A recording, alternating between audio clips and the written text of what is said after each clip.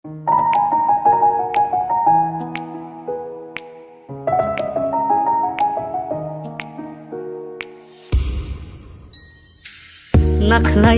dili bemor,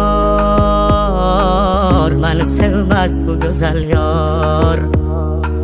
Bilmadim kimde ko'ngli bor, meni sevmez bu güzel yar.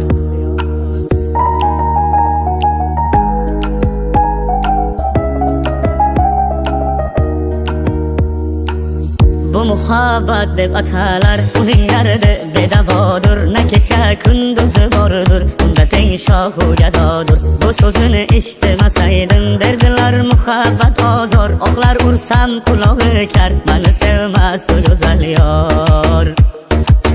Naqlayman dili bemor, meni sevmas u go'zal yor. Bilmadim kimda ko'ngli bor, meni sevmas u go'zal yor.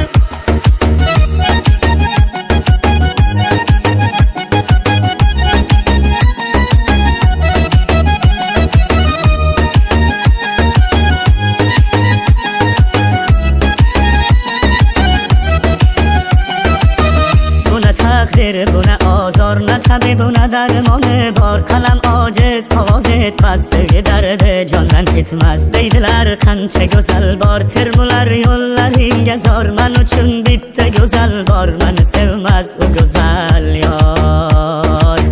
Naqlayman dili bemor, meni sevmez u go'zal yor.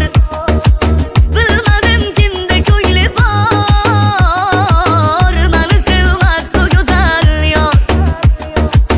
Naqlayman dili bemor, meni sevmez u go'zal yor. Bilmadim kimda ko'ngli bor, meni sevmez u go'zal yor. Meni sevmez u go'zal yor.